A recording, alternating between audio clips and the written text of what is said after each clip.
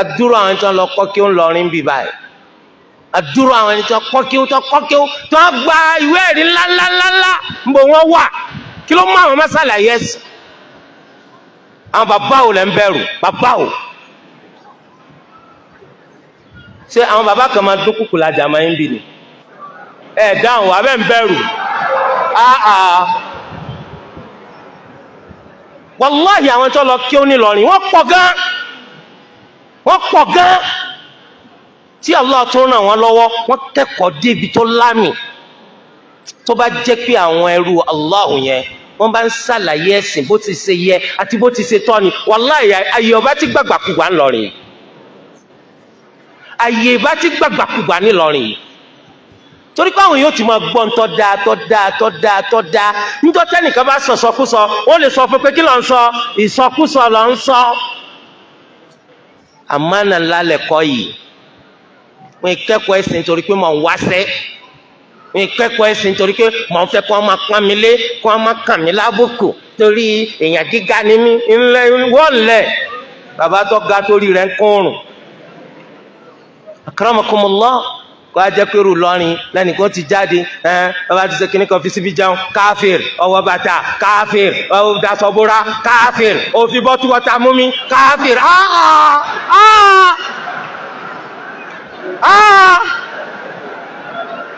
gbogbo yẹn náà tó wá dákẹ́ kó o tún fèsì fún pé sọkúsọ lọ ń sọ ọmọ tó ń sọ ọ tẹ́símà. wọ́n á ní àwọn torí bàbá rẹ̀ Ìlọrin ẹtúlẹ̀ ń pọ́n bàbá lé bàbá tó ti kú lára ẹni tí ń da gbogbo ẹ̀sìn rú.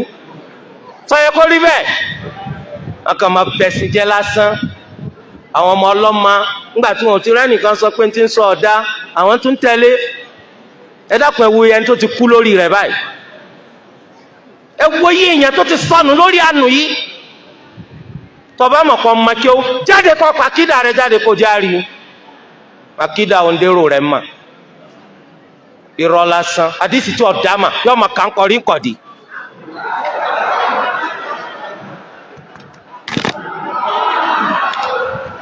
ẹ̀rù ń bà máikrófóònù yín.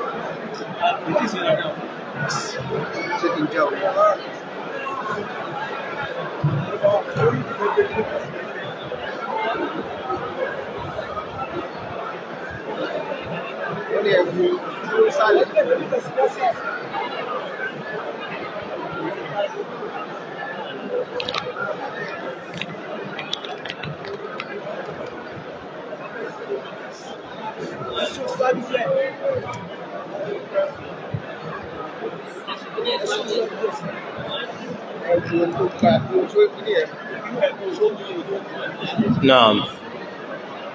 Àmọ́ aka hadith An-Nabi sallallahu alaihi wasallam kankakuka. Àwọn olódo tí ń tẹ̀lé wọn máa pé muhaddis ni muhaddis ń bo níbo ń bẹ̀. Ọkọ àwọn ọmọ ọlọ́mọ lásà wọ́n yà láìlépo lójú. Ọmọ máa hùwà ìwọ ọmọ gànfẹ́. Àwọn ọ̀rọ̀ bàbá wọn wọ́n máa sọ̀rọ̀ sí wọn. Wọ́n ń padà bọ̀ wá ṣe fóònù náà. Bẹ́ẹ̀ ni torí pé ní tó bá gbìn láyè wá kókó tó kú. Ọ̀pọ̀lọpọ̀ nù wọn ó ní àwọn kèfèrí ní gbogbo èèyàn. Wọ́n á lọ gba sí alájọ lẹ́kọ̀ọ́. Wọ́n gbowó àwọn èèyàn jọ wọ́n tiwlẹ̀. Kí ló dé? Wọ́n lówó kèfèrí làwọn jẹ. Subhanallah. Nígbà tí wọn bá ní bàbá òun kèfèrí ni ó ní yóò kèfèrí ni ó sì tún jogún kèfèrí. Abẹ́rẹ́ rí nǹkan bẹ́ẹ̀ ń bọ̀ ládìsí wá wà. La yarisul muslimul káfíìr wala káfíìrul muslim. Mùsùlùmí ò ní jogún kèfèrí, kèfèrí náà ńkọ́ kò ní jogún mùsùlùmí. À ń fàsìkò yìí pé gbogbo ẹni tó bá ṣẹ́kù lórí takfiriya kò túbá kó ń bẹ o kì í sọnà o kì í ṣe sunna anabi Muhammad sallallahu alayhi wa sallam. àwọn baba ńlá yín lórí àkídà yín yẹn àwọn ni al-khawarij, àwọn ajá jahannam, àwọn baba ńlá yín nù. kólú ẹlẹ́dàá kó ṣàánú wa. akramakumullah. bákan náà a rí i pé onílẹ̀ yorùbá wa yí báyìí nínú ntí islam tún wà lórí ẹ̀ ó náà ní pé ọ̀pọ̀lọpọ̀ nínú àwọn èèyàn wọ́n ka islam wọ́n kà kún ẹ̀sìn èyí tó ṣe yí pé ọmọ lórí táwọn bá ti rí gbà lọ́dọ̀ àwọn àfa wọn. ọ̀wọ́ ń tá rí gbà lọ́dọ̀ àfa wa ní islam lọ́dọ̀ tiwa. ẹ̀yin náà fọwọ́ mu tẹ́ bá rí gbà lọ́dọ̀ àfa yín. aburú lélẹ́yìn náà o nínú aburú tó wà nílẹ̀ yorùbá yìí. torí ẹ̀ lẹ́sẹ̀ rí i pé ọ̀pọ̀lọpọ̀ nínú àwọn èèyàn wọ́n máa gbọ́rọ̀ nípa òdodo, wọ́n máa gbálàyé nípa ìsìn òdodo, wọn ò ní fẹ́ tẹ̀lé. kí ló dé? wọ́n lọ fa àwọ̀ sọ bẹ́ẹ̀ fún wa rí. kò sínú nǹkan tí bàbá kọ́ wa rí. sáwọn bàbá wa yẹn ànábì wa làwọn ni wọ́n ń sá ànábì wa, olùmọ̀ ni wọ́n. olùmọ̀ kì í mọ̀ nípa gbogbo nǹkan. ọwọ́ wọn bá ń táwọn bá ń mọ̀ náà ni wọ́n ń sọ fún wa. olùmọ̀ kan kì í sì sọ fún yàn wípé ẹ má tún tẹ̀síwájú, àbí tẹ́ ẹ bá gbọ́ nǹkan míì lẹ́nu ẹlòmíì ẹ má tẹ̀lé, àfi tólùmọ̀ yẹn bá fẹ́ ṣì yàn lọ́nà. nínú Islam ànábì ẹyọ kan la ní, ṣùgbọ́n àwọn olùmọ̀ ẹ̀sìn Islam wọn ò ló ń kà nítorí pé àwọn olùmọ̀ ló jogún ànábì. àwọn olùmọ̀ sì pọ̀. aburú báwo ni ọba ṣiṣẹ́ wá tó bá lọ jẹ́ pé Islam yìí oníjolùmọ̀ kan méjì mẹ́ta lọ, aburú yẹn ó ti pọ̀ jù. ẹ wo bá lùmọ̀ ti ṣe pọ̀ tó kó wá jẹ́ pé ọ̀rọ̀ ẹnìkan yóò máa jẹ́ fáínà. a'udhu billah. rárá o, àwọn olùmọ̀ pọ̀. gbogbo ẹni tí máa ń bá yín sọ̀rọ̀ ẹ̀sìn tí ń sọ pé tí mo sọ fún yín oníkẹ́ má tẹ̀lé tẹlomi, aṣinilọ́nà ni nítorí pé ìwọ nìkan kọ́ lolùmọ̀ nínú ẹ̀sìn Islam. àwọn àfáà wa tá a kọ́ kí ó lọ́dọ̀ wọn jazahumullahu khayra, Allah kó bá wa san wọ́n lẹ́san rí. kò sí tàbí ṣùgbọ́n wọ́n la ojú wa sí nǹkan tá a mọ̀, wọ́n kọ́ wa lẹ́kọ̀ọ́ èyí tí ò yé wa, wọ́n gbìyànjú púpọ̀ láti fà wá kúrò nínú agbo àìmọ̀kan lọ sí oríta ìmọ̀. iṣẹ́ tí wọ́n ṣe lórí wa kò kéré. Olúwa nìkan ló lè bá wa san wọ́n lẹ́san rí. àmọ́ ká wá sọ yìí pé àfàwọn nìkan, àfilékè wọn nìkan, àmì àìmọ̀kan nìyẹn o, àmì ojú dúdú nìyẹn. àfa kan sì sí tí ó pe àwọn èèyàn lọ sídìí bẹ́ẹ̀ àfi kó jẹ́ kó fẹ́ ṣì àwọn èèyàn lọ́nà. tó bá jẹ́ pé wọ́n lọ ń dálé yìí ń ṣe lọ́wọ́ ara rẹ̀ tí ó yí ọ wípé ìbàjẹ́ àtàbúrú iná nìkan tó ń ṣe. àfa rẹ̀ kìí sùn ní fáínà torí kìí sùn lànàbì. àfa rẹ̀ kò lè jẹ́ pé gbogbo ntọ́ bá ti sọ ó nìkan lódodo. ntọ́ bá ti jẹ́ pé kò sọrú ẹ̀ kírù rẹ̀ wá jẹ́ bàjẹ́ kò lè rí bẹ́ẹ̀ nítorí pé àfa rẹ̀ kọ́ ni gbogbo nǹkan, kìí sàfa rẹ̀ ni gbogbo nǹkan. ẹ rí i pé látàrí bẹ́ẹ̀ nìṣẹ́ wọ́n ń ṣì àwọn èèyàn lọ́nà púpọ̀. wọ́n sọ pé ọ̀rọ̀ tí wọ́n ń sọ yẹn kọ̀ọ̀kan wọn torí kò sí nínú ẹ̀kọ́ tí bàbá fi kọ́ àwọn, kò sí nínú ẹ̀kọ́ tí olùkọ́ àwọn fi kọ́ àwọn, kò sí nínú ẹ̀kọ́ tí ìmáàmù àwọn tó fi kọ́ àwọn, kò sí nínú ẹ̀kọ́ tí àwọn ẹni táwọn tẹ́tíra wọn adi wọn tó fi kọ́ àwọn. ẹ̀kọ́ kí ó débẹ̀ ni òjò yé yín. kò sí nǹkan tuntun lábẹ́ sánmà yìí. gẹ́gẹ́ bí Islam ti ṣe wà láti bẹ̀rẹ̀ ọjọ́ iná lọ́wọ́ àdòní, ṣùgbọ́n ibi tí kálukú bá lè rìn ma iná ni ó ríran ma. torí délé ẹ má ṣì àwọn èèyàn lọ́nà o, ẹ má ṣì àwọn èèyàn lọ́nà nítorí àwọn àfáà yín, ẹ má ṣì àwọn èèyàn lọ́nà nítorí àwọn ilé kéwú eléyìí tó ṣe wípé àwọn olùmọ̀ wọn yẹn wọ́n dálẹ̀. ẹ rí bẹ́ẹ̀ látàrí eléyìí báyìí a máa gbọ́ àwọn oríṣiríṣi ọ̀rọ̀, àwọn ọ̀rọ̀ tó ṣe pé wọn ò nítumọ̀. ẹnìkan ó ní àwọn fẹ́ ṣe ìdánilẹ́kọ̀ọ́ aburú àwọn ahadith, aburú tó wà nínú àwọn hadith la ilaha illallah, aburú tó wà nínú àwọn ọ̀rọ̀ ànábì, aburú tó wà nínú àwọn àṣẹ ànábì, aburú tó wà nínú nǹkan tí ànábì fọwọ́ sí. ẹ dákun torí ti Allah ṣé ọ̀rọ̀ lélẹ́yìn àbí sọkúsọ o tún wá polongo rẹ̀ o tún pàtẹ́ rẹ̀ lọ́nà tó fi jẹ́ pé gbogbo ayé ó rí ọ̀wá ń wò kó ń ṣe dáadáa wa tahsabunahu hayyinan wa huwa 'inda Allahi 'azim. nǹkan kékeré lẹ́ ń pè nǹkan yẹpẹrẹ lẹ́ ń pè nǹkan ńlá ni lọ́dọ̀ Allah. ẹ mọ̀ pé tá a bá ti kọ́ta Nabi sallallahu alayhi wa sallam kò sí ń tọ́sẹ́kù jù sí náà lọ. ẹ rí i pé irun táwọn Qur'aniyun náà ń sọ nìyẹn. Qur'aniyun àwọn sọ pé kò sí nǹkan ìṣìnà ní hadith bẹ́ẹ̀ náà làwọn náà ẹ rí i pé nínú tó tún dá wàhálà lẹ̀ fún Islam nílẹ̀ Yorùbá yìí ẹ̀rọ ayélujára yìí náà ó kópa ńlá ń bẹ̀. gbogbo ẹni tó bá ti ro ìsọkúsọ kan tó ń fẹ́ sọ yọ bọ́ bẹ̀ ni wọ́n máa tẹ ìtàkùtàn ká ẹ sì máa ń pé gbogbo ibi tọ́rọ̀ yín dé àtúnṣe lè má débẹ̀. torí de eléyìí báyìí àwọn Qur'aniyun náà lórí Facebook àwọn náà ń sọ yìí pé ìṣìnà tó wà nù àdí aburú tó wà nù àdí kò sí nǹkan tí ń jẹ́ àdí la ilaha illallah. ok bọ́lá tí wàá rí i pé salawatul khamsa wa ayyuhal Qur'aniyuna ad-dullal ẹ̀yin ẹni ìṣìnà tẹ́ǹpẹ̀ ra yín Qur'aniyun ṣe Qur'aniyun torí tẹ́ bá jẹ́ Qur'aniyun ẹ̀ bá gba sunna gbọ́ torí pé sunna Olúwa sọ nínú al-Qur'an pé wa ma atakum ar-rasulu fakhudhu wa ma nahakum anhu fantahu. níta nàbí mú wá fún yẹn tẹ́wọ́ gbà níta bá kọ̀ fún yẹn pátì ẹ̀yin sì sọ pé ìṣìnà ni hadith. bólẹ̀ tí wọ́n ń ṣe salawatul khams bólẹ̀ tí màá pé àsùbá lọ́kàn jẹ́ zuhur lọ́kàn jẹ́ asiri lọ́kàn jẹ́ magrib lọ́kàn jẹ́ isha lọ́kàn jẹ́ bólẹ̀ tí bá wọ́n yìí fẹ́ ṣe islam gidi.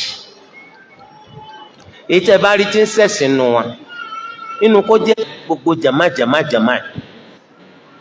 wàláhì kò yẹ kó rí bẹ́ẹ̀ jama.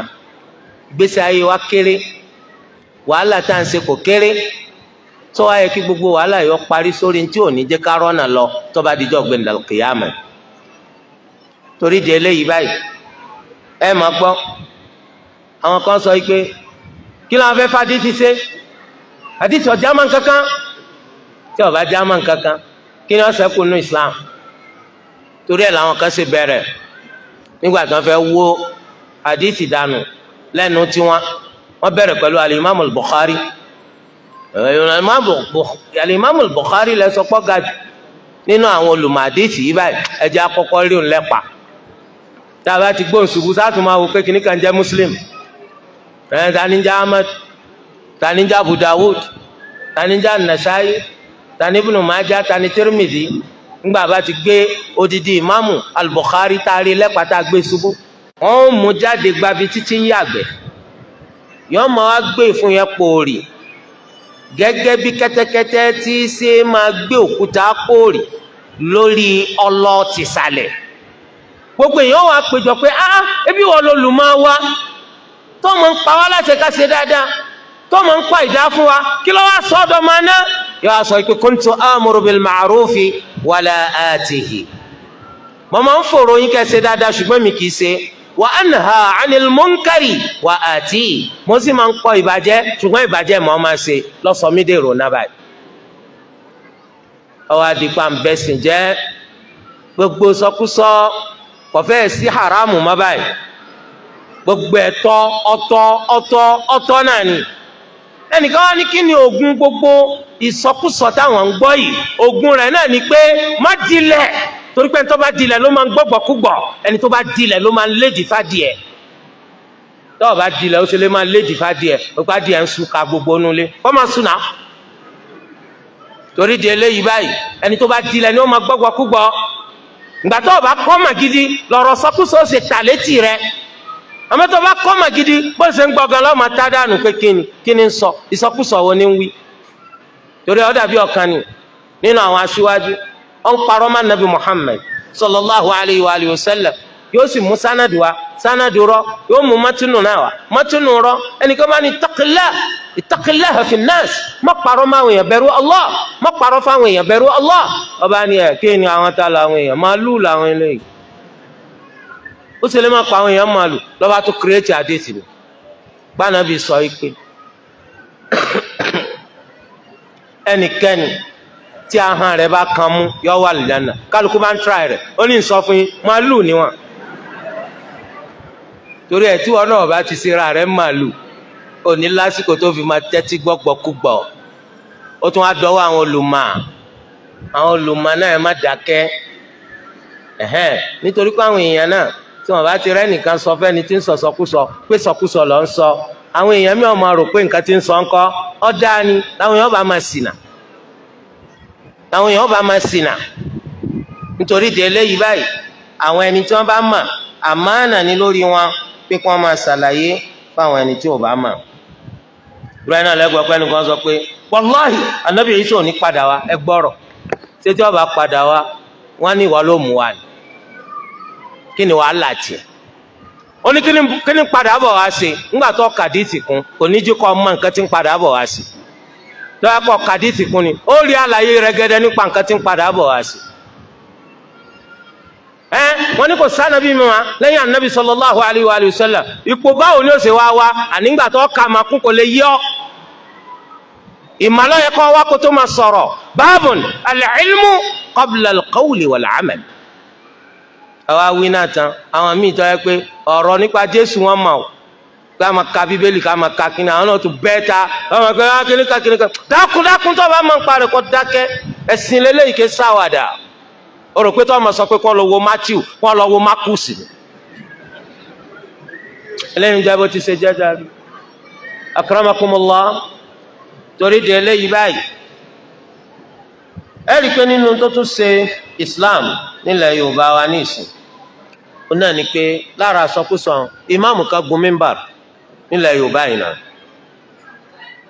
wọ́n wá ń sọ̀rọ̀ nípa tawakkul ká gbẹ́kẹ̀lé Allah ó wá ka àyà alladhina qala lahumun nasu inna an-nasa qad jama'u lakum fakhshawhum fazadahum imana wa qalu hasbunallahu wa ni'mal wakeel. òun wá sọ pé tawakkul tó Allah gan sọ pé tawakkul tó ẹdira láìsóbì ẹ ṣì àwọn èèyàn lọ́nà ó sì gun mímbà ó gbé láwà ní sórí ṣé wọ́ ló yẹ kó máa bá wọn sọ̀rọ̀ ẹ̀sìn ó sì wọn lọ́nà lórúkọ ẹ̀sìn ọ̀bẹ̀rù tó dùn wájú Allah tolú ó ṣèṣirò fún ọ bóòlù ní gbogbo nǹkan tí wàá dilẹ̀ tó fi jẹ́ pé àwọn asini lọ́nà ni wọ́n ń pera wọn lásìwájú àwọn olùkọ́ èèyàn lẹ́sìn ẹni tí ń ṣì àwọn èèyàn lọ́nà ẹ̀sìn rọ́wọ́ lọ́ ń kọ́ wọn ẹ mọ̀ pé ń pè wá lọ sí di ká máa sọ ògùn nú òun sóògùn ẹ máa wálé tọkàn fi lọ gbé ọkùn ayẹ ń wò síbi títí ṣe lè máa mú ipe tẹ ẹ bá wá kò ní nídìí pé ká ṣẹ̀ṣẹ̀ wọlé ná. mo ṣe bí bóyá àwọn èèyàn ti lajú kọjá báyẹn ni tó fi wá máa polongo oògùn lórí mímbàr a'udhu billahi minash shaitani rajim. tọ́ nínú aburú òun náà ní pé nílẹ̀ Yorùbá yìí àwọn ẹni tá a mọ̀ ní mùsùlùmí wọ́n ti bẹ̀rẹ̀ sí ní gbé àwọn ìgbésẹ̀ aburú mi o eléyìí tó bá yẹn lẹ́rù wọ́n láwọn ń gbé ìṣẹ̀ṣe lárugẹ wọ́n tún máa sọ pé ìṣẹ̀ṣe la gbà a'udhu billahi minash shaitani rajim ìsìláàmù la gbà ìsìláàmù la gbà nítorí pé tí èèyàn bá fọ́nú fọ́ra tí ó sì jẹ́ ni tí ń rìn doríkodò kò sí bó ti ṣe fẹ́ sọ pé ìṣẹ̀ṣe la gbà ìṣẹ̀ṣe ti fẹ́ jágbà òòṣà tó jẹ́ pé ìwọ lọ fọwọ́ ara rẹ gbẹ́ ọyọ ojú fún kò lè fi ríran ọyọ imú fún kò lè fi fa atẹ́gùn ọyọ ètè fún kò wúlò ọyọ ẹ̀kẹ́ fún kò wúlò bọ́rọ̀ gidi rẹ̀ lọ́wọ́ kò lè dátú tẹ̀tẹ̀ kò sì sí ọ̀ràn tó fẹ́ fojú rẹ̀ rí tó lè fi rí kọ́ máa gbára dálẹ̀ níwájú ẹ̀ àmì pọ̀ gbọ́n ni o àmì pé làákàyè tó lù wá fún ọ kò wúlò òòṣà tó ṣe pé gbogbo nǹkan gbé síwájú rẹ̀ kò rí fi ṣe nǹkan kan ìgbà táwọn nǹkan yìí bá bàjẹ́ tó di pé ń rùn tí ń dóorùn payín ẹ̀yin náà lẹ́tùn wá gbálẹ̀ lẹ́tùn palẹ̀ ẹbẹ̀ má báwo wá ni ìṣe rádaràda yìí ṣe fẹ́ jágbà ìṣẹ̀ṣe ó ṣe fẹ́ jágbà Olúwa má jẹ́ ká ṣera wa léṣe oníyé bọ́gibọ̀pẹ́ tó fi ṣera ẹ léṣe nù jahannam. Islam òun làgbà nítorí pé Islam tó rí yẹn ẹ rí i pé Islam bó ṣe tàn ká ń bí wọn nú báwo ni Islam yìí ṣe gbalẹ̀ ẹ tí ì rí nǹkan kan kọ́dà àwọn ọmọ yín gan tún gba Islam àwọn ọmọ yín gan tún gba Islam. Ìwọ tó lọ sórí Facebook tó ń ṣépè fọmọ àtàrọmọdọ́mọ rẹ pé tí wọ́n bá ṣe Islam báyìí báyìí ní ó rí fún wọn ìwọ ló máa rí fún bẹ́ẹ̀. Àwọn ọmọ rẹ táwọn bá gba Islam ó máa dáa fún wọn nítorí pé ní tó bá ti gba Islam èpèképè mú wọn mọ́. kẹ́ ẹ máa wo nǹkan ọ̀pọ̀lọpọ̀ ọrú wọn mùsùlùmí ni wọ́n tẹ́lẹ̀ o wọ́n di kèfèrí ni o. àwọn ẹni tí ń ṣe rí dáyùn táwọn bá tún di mùṣírikùnà abọ́gibọ̀ ọ̀pẹ tí wọ́n tún máa ń lágbára ju àwọn tí wọ́n lọ bá ń bẹ̀ lọ. torí ẹ̀ ọ̀dọ̀ wa o má fi Islam rẹ ṣeré o. sọmọ kí Islam tí wọn náà ń ṣe ọ̀pọ̀lọpọ̀ múnáfìkì lọ́pọ̀ nù àwọn mùsùlùmí míì tó jẹ́ pé ìmánì ò dénú wọn. ó ń ṣẹ̀sìn arípé ń ṣẹ̀sìn lóòótọ́ ṣùgbọ́n gbé sìgìdì sínú kọ́bọ̀dù. bó ṣe ṣẹlẹ̀ sí bàbá kan nù. àwọn máa ń rí i pé ìṣesí rẹ̀ ọ̀dà ọjọ́ táwọn mùsùlùmí. wọ́n máa ń sọ fún bàbá wọn ẹ má ṣe Islam báwa náà ṣe ń ṣe ẹ má ṣe Islam báwa náà ṣe ń ṣe. bàbá wọn ṣàdéhùn fún wọn pé tí ọdún táwọn wà ń bẹ̀rẹ̀ tó bá ti kolẹ̀ wọ́n gba irú Islam tí wọ́n ń ṣe àmọ́ kó fò ńlẹ̀ léyìí tó ń wà lórí rẹ̀ níìsì. àwọn ọmọ sáà ń yọ lẹ́nu ọdún ò tí ì kolẹ̀ bàbá bá kú. ìgbà tí bàbá kú sẹ́mi pé gbogbo bí tẹ́ sọ fọ́mọ pé ọmọ ọ̀gbọ́dọ̀ dé ńlé gbogbo ẹ̀ lọ́mọ òde nìsí. àwọn bá sí cupboard àkọ́kọ́ nǹkan tó ṣubú bí wọ́n ṣe sí cupboard sìgìdì ni. àṣé bàbá ní sìgìdì tí ń bọ̀. ẹ dákun torí ti Allah sálì jẹ́nà náà la fẹ́ wọ̀ tó bá kó àlìjẹ́nà la fẹ́ wọ̀ kò sí bó ṣe máa ṣe Islam tó tún máa ṣẹbọ pẹ̀lú ẹ̀ ó ti di mushrik. ìṣẹ́bọ̀n kò ìṣẹ̀ṣẹ̀ dìgbà tó o bá lóòṣà tó ń forí balẹ̀ fún. ìṣẹ́bọ ọwẹ́ ju ìrìn àwúrèbe dúdú lórí òkúta tó dúdú birikiti lóru tó ṣókùnkùn tó jẹ́ pé èèyàn ò lè fojú rí lọ. torí ẹ̀ l'Ànábì sallallahu alayhi wa sallam ní ṣe máa ń sọ pé Allahumma inni a'udhu bika an ushrika bika wa ana a'lam wa astaghfiruka mimma la a'lam. ọ̀gá wa nù. ìwọ Allah mo sáàdì rẹ o níbi kí n ṣẹbọ sí ọ lẹ́ni tó màmá mo wá ń tọrọ àforíjìn lọ́dọ̀ rẹ lórí èyí tó ṣeé ṣe kápẹ́ mo ti ṣe nínú ẹbọ tèmi ọ̀mà. ẹ dákun tí Ànábì bá ń ṣerú àdúrà báyìí ta lẹni náà tọkàn rẹ fẹ́ balẹ̀ kò sí. torí di eléyìí jama ọ̀dọ̀ wa o Olúwa Ẹlẹ́dàá ti ṣàánú rẹ o ti jẹ́ mùsùlùmí. gbogbo ní tí o tún wá sọ di pé o tún wá padà sí di ṣẹbọ ọ padà sí di ṣe kèfèrí lẹ́yìn tí Allah ti lọ dákun torí tí Allah má débẹ̀ má bá wọn kẹ́gbẹ́ má bá wọn rìn má bá wọn dọ̀wẹ́kẹ́ gbogbo àwọn nǹkan wọn yẹn ọ̀nbẹ́nu tó burú. a sì rí eléyìí náà ló fà á táwọn kan fi ń gbìyànjú gbogbo ọ̀nà láti rí i pé àwọn gbé ìṣẹ̀ṣe ọdún ìṣẹ̀ṣe àwọn gbé wá sí Ìlọrin bíbá nítorí wípé waddu law takfuruna kama kafaru fatakununa sawa'a. ó máa ń wú kèfèrí kí gbogbo èèyàn náà jẹ́ kèfèrí báwọn ṣe jẹ́ kèfèrí káwọn lè bá àjọ di nǹkan kan náà. táwa bá di ẹ̀sìn Islam wa mú lódodo táà máa ṣe Islam ní tàwàdà nítọ́ dájú ó náà ní pé ẹnìkan ò lè gbégbékúgbé wa bá wa kọ́tà nítorí pé Islam ẹnìkan kì í dì í mú kí ìṣẹ́bọ kó tún ráyè jókòó lọ́dọ̀ rẹ̀ mọ́. ẹ̀rí pa Ànábì wa Muhammad sallallahu alayhi wa sallam nígbà tí wọ́n ṣe Sulhul Hudaybiyah ọ̀kan nínú ẹsẹ̀ àsọyépọ̀ yìí ó ní pé gbogbo ẹni tó bá wá bá àwọn mùsùlùmí nínú àwọn kèfèrí kó ń fẹ́ di mùsùlùmí káwọn mùsùlùmí ó lé padà àmọ́ gbogbo mùsùlùmí tó bá lọ bá àwọn ọ̀ṣẹbọ wípé òun ò ṣe ìsìláàmù mọ́ kí wọ́n tẹ́wọ́ gbà. àwọn mùsùlùmí wọn wò pábò sí bẹ́ẹ̀nbẹ́ bóòlù Ànábì ó ṣe gbà ike láàrin ọdún mẹ́wàá yìí gbogbo kèfèrí tó bá wá tó bá lóun fẹ́ di mùsùlùmí wọn gbọ́dọ̀ tẹ́wọ́ gbà àmọ́ gbogbo mùsùlùmí tó bá lóun fẹ́ di kèfèrí kí wọ́n tẹ́wọ́ gbà. Ànábì ní sẹ́ gbà kó jíṣẹ́ Allahu ní mí ni sẹ́yìn ọgbà wọn làwọn gbà ẹ̀jẹ̀ àgbà bẹ́ẹ̀ ṣebí nígbà yẹn adúrò àwọn èèyàn tó ń múra wọn wá ipá àwọn fẹ́ di mùsùlùmí tánàbí ọgbà wọn wọlé ṣebí wọ́n padà lọ kóra wọn jọ sílùú kan ni tọ́tún padà dégun ẹja sáwọn kùfárù Kùrẹ́ṣì lọ́rùn tí wọn ò jẹ́ kó rí ọjà wọn kó lọ kó bọ̀ mọ́ ṣebí Ànábì sallallahu alaihi wasallam náà wọ́n tún bẹ̀ sí wọn Ànábì sì fi yé wọn kò sẹ́nìkan tí ìsìláàmù tí ó wọnú ẹ̀mí rẹ̀ tí ó wàá sọ pé òun fẹ́ di kèfèrí tó bá jẹ́ pé àwọn náà bá di ìsìláàmù wa mú dáadáa gbogbo ẹni tó lòun fẹ́ gbọ́dún ṣẹ̀ṣẹ̀ kan wá àwọn fẹ́ máa ṣe ṣẹ̀ṣẹ̀ kan odò oyè májà kan nílọrin bíi báyìí àwọn fẹ́ máa lọ bọ odò bọ kínní kan ọjà rẹ̀ oníta láéláé ṣùgbọ́n nǹkan tó ṣẹlẹ̀ náà ní kó ọ̀pọ̀lọpọ̀ náà tẹ́ ń pe mùsùlùmí náà ṣẹbẹ́lẹ́ bọ́ọ̀lù náà ẹlẹ́bọ́ọ̀lù náà wọ́n ń pàdé ní mítìn tó ń torí ẹ̀ ní wọ́n sì máa sọ pé bóun ní Islam tiẹ̀ ṣe lé báwọn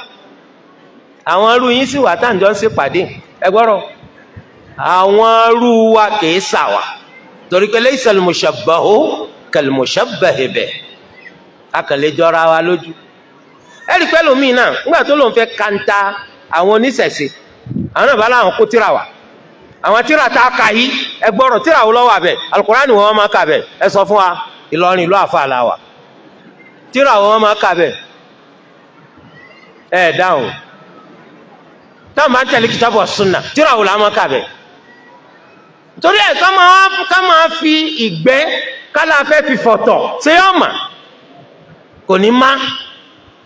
kò ní má tábà jẹ́ mùsùlùmí ká jẹ́ mùsùlùmí gidi tó bá sì ní ṣe Islam ò bùkátà rẹ tẹ́lẹ̀ náà ìwọ